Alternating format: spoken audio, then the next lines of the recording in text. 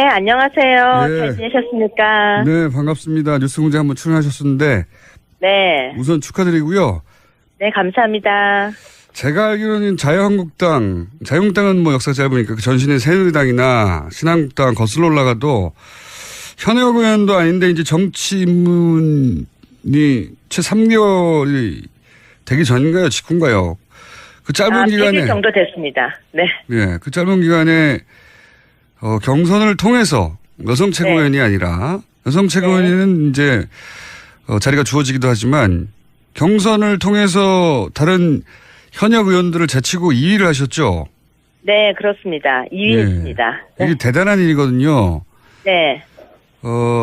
다른 당에서도 이런 일은 없고 자유한국당에서도 이런 일은 없었던 걸로 저는 아는데 본인이 이렇게 짧은 시간에 현역 의원도 아닌데 왜 자꾸 현역 의원도 아닌 데를 강조하십니까? 왜냐하면 최고위원 중에 현역 의원이 아닌 분이 되는 것도 드물고요. 네. 현역이 아니더라도 뭐 전직 의원 정도는 최소한 돼야 되는데 적어도 초선도 아니고 뭐 재선 3선은 돼야 되는데 최고위원이면 네. 지금은 의원 경력도 없이고 입문 3개월인데 네. 이게 경선에서 전당대회에서 2위를 하셨거든요. 이 비결이 뭡니까? 정말 죽을 만큼 뛰었습니다. 경선이 시작되어서 이제 합동 연설이 시작될 때 제 마음은요, 아마 이제 지금부터 준비 땅 해서 불구덩이를 뛰어든다는 심정으로 뛰었습니다.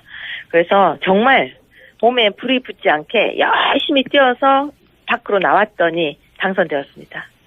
아니, 다른 최고위원들도 다 열심히 하거든요. 그러니까 본인이 열심히 한 것 이상의 뭐 정치 환경이나 혹은 본인만의 어떤 매력이 어필했다든가 이런 자체 분석은 안 해보셨습니까? 내가 이래서 당선됐다고?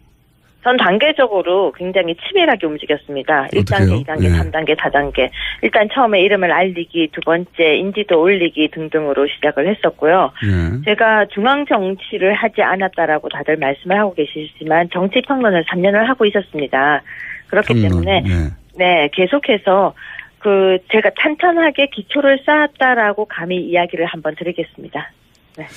정치 평론을 하신 분들은 많은데 그게 등장하자마자 최고위원 2위 하는 거는 이게 드문 일이거든요. 드문 일이 아니라 처음 있는 일이에요. 처음 있는 일에 자꾸 그 부분을 여쭤보는 건데 그러면 이런 건 어땠을까요? 전당대회에서 이제 여러 차례 화제가 된 게 신발도 벗고 갑자기 노래도 부르시고 그렇게 하셨는데 이게 원래 평소 성격이신가요? 아니면 아까 말씀하신 치밀한 단계적 전략에 의해서 어필하기 위한 작전이었습니까? 저희 모든 모습 가지고 있는 10가지 모습 중에서 3가지입니다. 평소 성격인데 요때 내가 드러냈을 뿐이다. 예. 그렇죠. 그러니까 어떻게 그건 제가 뭐 배우도 아닌데요. 없던 걸 끌어낼 수는 없는 거죠. 10가지 정도 있는 저희 모습 중에서 3가지 정도를 보여드린 것이다. 이렇게 생각하시면 되고요. 앞으로 남아있는 정말 또 수많은 제 모습이 있을 거고 또 여러 가지 모습을 만들어 갈 거니까 기대하셔도 좋습니다. 알겠습니다. 지금 뭐 신발 벗고 노래 부른 정도는 아무것도 아니다. 그건 아무것도 아닙니다. 네. 기대가 됩니다. 네. 네. 이제 고민되는 지점을 제가 여쭤볼게요. 그런데 이제 여전히 당 지지율이 뭐 기간마다 좀 다르긴 한데 조사 기간마다 한 10% 전후에서 움직이고 있어요. 아직은. 이 낮은 지지율의 주 원인은 어디 있다고 분석하십니까? 네, 10%든 뭐 14%든 또 더 낮게 나오는 기간도 있는 거 저도 알고 있는데요. 그래도 그 정도 나오면 일단 전 감사하고 있습니다. 이순신 장군이 신에게는 저에게는 12척의 배가 있습니다. 그 심정이고요. 솔직히 말씀드리면 낮은 지지율의 원인은 간단하죠. 실망을 줬기 때문이고 변화를 바라고 있는데 변화하지 않았기 때문이고 또 어떤 누군가가 책임지지 않는 모습 때문에 실망한, 즉 애정의 관계가 아닐까. 사랑하지만 실망한 모습. 그래서 저는 회복할 수 있다고 봅니다. 어떤 누군가가 책임을 지지 않는 모습이라고 하셨는데 어떤 누군가가 책임을 지고 있잖아요. 여기서 어떤 누군가는 콕 집어서 어떤 누군가가 아니고요. 사람들은 누군가에게 이렇게 얘기하죠. 누가 책임을 져달라고. 하지만 여기 안에서 아무도 책임을 지지 않고 있으니까 이제는 자유한국당이 책임을 지고 그 부분에 대한 걸 깨끗하게 혁신하는 모습을 보이겠다라는 거죠. 누군가 책임을 져야 한다면 박근혜 전 대통령이 지금은 이제 구속이 돼서 일정 정도 책임을 지고 있는데 정당 내에서 그러면 박근혜 전 대통령을 대통령 만드는 데 기여했던 정치 세력이 책임져야 되는 거 아니냐. 당연히 처음에는 그렇게 묻지 않겠습니까?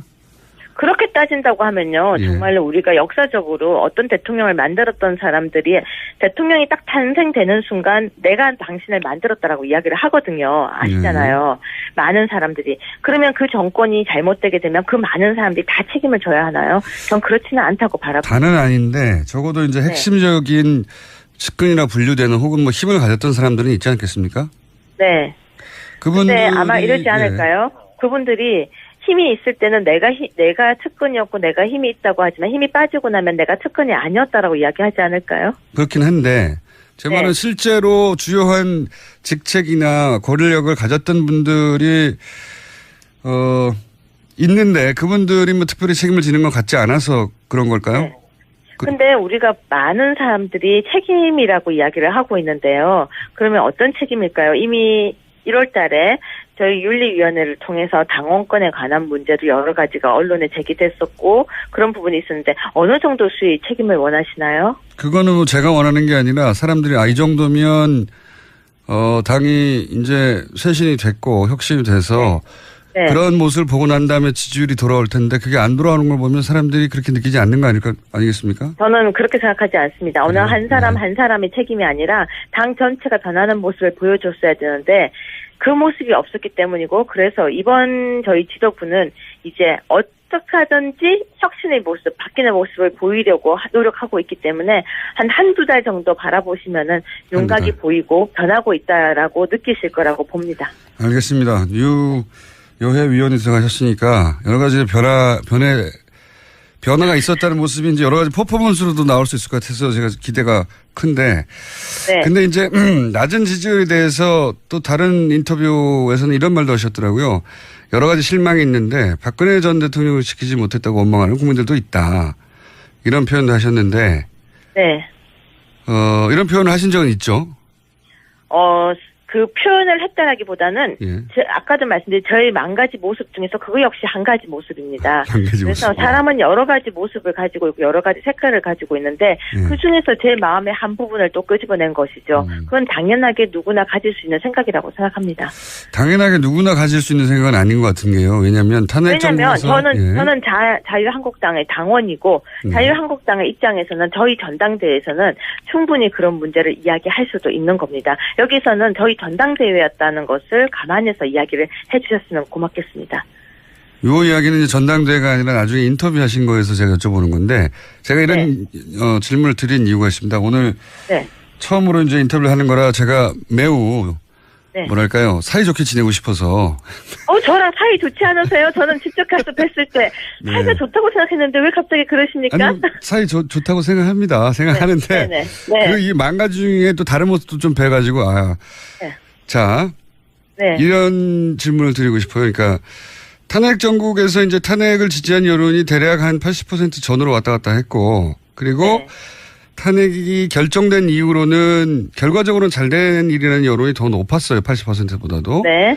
그럼 지금 박근혜 전 대통령을 지키지 못했다고 원망하는 국민들도 감싸 안으면서 자유한국당에 가다 보면 대략 한 15% 20% 정도 국민만 바라보고 정치를 하는 게 아니겠느냐. 이게 너무 확장성이 없는 거 아니냐. 이런 질문을 드리려고 한 겁니다.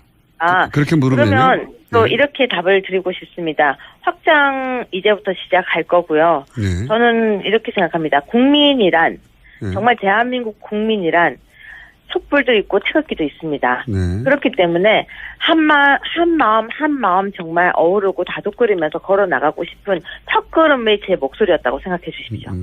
촛불과 태극기를 다 끌어안는 자유한국당이 되겠다 이런 포부입니까? 그 포부라고 하면 또 너무 거창하고요. 저희 소망이라고 얘기를 해주세요. 촛불과 태극기가 같이 있기는 힘들 것 같은데요. 아닙니다. 촛불도 그 촛불의 마음은요. 정말로 야여가 아닙니다. 촛불은 나라가 잘 되기를 바라는 마음입니다. 그렇기 때문에 촛불을 들었다고 해서 지금 정부를 무조건 찬성하는 것도 아니고요. 촛불을 들었다고 해서 진보인 것도 아니고요. 무슨 이야기냐면 촛불은 국민의 한 모습일 뿐입니다. 저는 국민 모두를 어우리고 국민 모두를 정말 받들고 싶다는 표현입니다. 촛불을 감사한다고 해서 이념이 다르다. 모두 저 사람은 나와 이념이 다르기 때문에 멀리해. 그런 생각은 저는 굉장히 위험한 발상이라고 생각합니다. 그게 이제 종교단체면 모르겠는데 이게 정당이 완전히 상반된 두 주장을 한꺼번에 끌어안을 수 있을까요? 상반된 두 목소리가 아닙니다. 촛불 안에도요. 아니에요? 저와 아주 친했던 사람들도 촛불에 들어가 있었거든요. 그렇다고 해서 그 사람들이 어떤 진보적 성향이나 있었던 게 아니고 틀린 것을, 잘못된 것에 대한 분노였습니다. 특히 그 당시에 가장 우리 분노를 하게 됐던 사건이 뭔지 아십니까? 바로 정유라 사건이었습니다. 사람들이 그때 그 당시에 촛불을 들고 나갔던 건 어떤 정치적 이념이 아니라 나도 정말 공평하게 살고 싶다는 마음이었습니다. 그래서 정말 촛불의 마음을 진지하게 우리는 고민을 다시 해볼 필요성도 저는 있다고 봅니다. 알겠습니다. 무슨 말씀인지 동의하지 않는 분들도 있겠지만 무슨 말씀을 하려는 건지는 무슨 말씀을 하려는지는 어떻게 알겠고요. 동의가 되겠습니까? 다 다름인데요. 네. 네. 아니 이제 박근혜 전 대통령을 두고 평가가 엇갈리는 양 진영이라 촛불과 태극기가 그 질문을 제가 드릴 수밖에 없었고요. 네. 이 당내의 홍준표 대표 체제에 대해서 탐탁치 않은 분들이 꽤 있는 것 같아요. 네. 언제 정당 역사상 항상 탐탁한 적이 있겠습니까? 항상 반대 목소리가 있으면 찬성하는 목소리가 있고 그렇기 때문에 다른 거고요. 만약에 모든 사람이 90% 이상 찬성을 한다면 그거 거의 분위기가 이상한 거죠. 다른 것을 인정하면서 그 부분에 대해서 수정해 나가는 것. 그런데 제가 한마디 정확하게 말씀드리자면 저희 지금 아무 문제 없이 출발하느라고 준비 중인데 벌써부터 걱정해 주시는 거 고맙지만 안 해주셔도 지금은 될 것 같습니다. 그래요? 예. 네. 걱정을 한다기보다 어쩌라고 저러냐 하고 쳐다보는 거죠, 그냥. 예. 그래서 더한 것도 많잖아요, 지금. 걱정해줘야 될 더한 것도 많으니까 일단 그쪽부터 걱정 좀 해주세요. 국민의당 말씀하시는 것 같은데 국민의당 현재 상황에 대해서 한마디로 논평하시자면요? 걱정되죠. 예, 자유한국당 걱정하지 말라고 하시면서 국민의당 걱정하십니까? 그러니까 원래 사람은 자기 걱정보다 남의 걱정해줄 때가 더 걱정이 진하게 돼요. 자, 오늘은 상견례만 했고요. 최고위원으로 저희 스튜디오에 한번 따로 모시겠습니다. 네, 오늘 제가 다른 일정 때문에 못 갔었는데요. 언제든지 불러주시면 뵈러 가겠습니다. 사이좋게 지내요. 알겠습니다. 말씀 감사합니다. 네, 고맙습니다. 대답 안 하시네요. 고맙습니다. 네, 하시는 거 봐서요. 지금까지 자유한국당 유여회.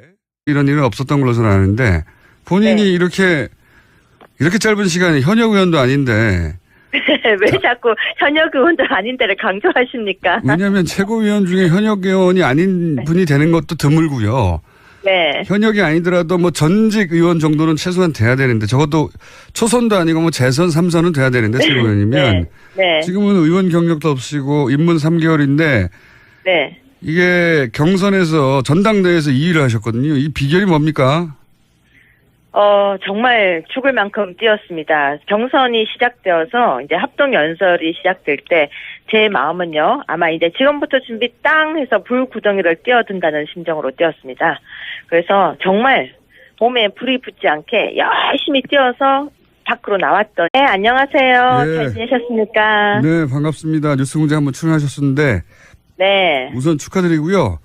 네, 감사합니다. 제가 알기로는 자유한국당은 역사가 짧으니까 그 전신의 새누리당이나 신한국당 거슬러 올라가도 현역 의원도 아닌데 이제 정치 입문이 채 3개월이 되기 전인가요? 직후인가요? 그 짧은 기간에. 100일 정도 됐습니다. 네. 네. 그 짧은 기간에, 경선을 통해서 여성 최고위원이 아니라 여성 최고위원은 이제, 자리가 주어지기도 하지만 경선을 통해서 다른 현역 의원들을 제치고 2위를 하셨죠? 네, 그렇습니다. 2위였습니다. 네. 이게 대단한 일이거든요. 네. 다른 당에서도 이런 일은 없고 자유한국당에서 처음인데 자꾸 그 부분을 여쭤보는 건데 그러면 이런 건 어땠을까요? 전당대회에서 이제 여러 차례 화제가 된 게 신발도 벗고 갑자기 노래도 부르시고 그렇게 하셨는데 이게 원래 평소 성격이신가요? 아니면 아까 말씀하신 치밀한 단계적 전략에 의해서 어필하기 위한 작전이었습니까? 저희 모든 모습 가지고 있는 10가지 모습 중에서 3가지입니다. 평소 성격인데 요때 내가 드러냈을 뿐이다. 예. 그렇죠. 그러니까 어떻게 그건 제가 뭐 배우도 아닌데요. 없던 걸 끌어낼 수는 없는 거죠. 10가지 정도 있는 저희 모습 중에서 3가지 정도를 보여드린 것이다. 이렇게 생각하시면 되고요. 앞으로 남아있는 정말 또 수많은 제 모습이 있을 거고 또 여러 가지 모습을 만들어 갈 거니까니 당선되었습니다.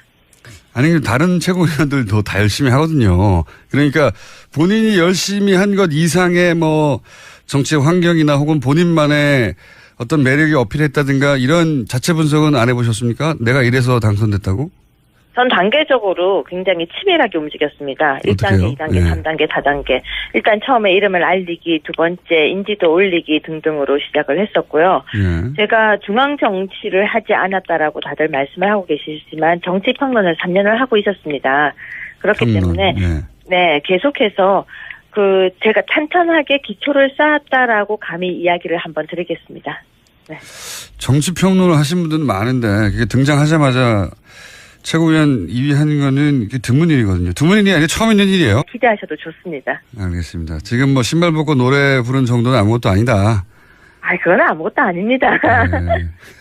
기대가 됩니다. 네. 네.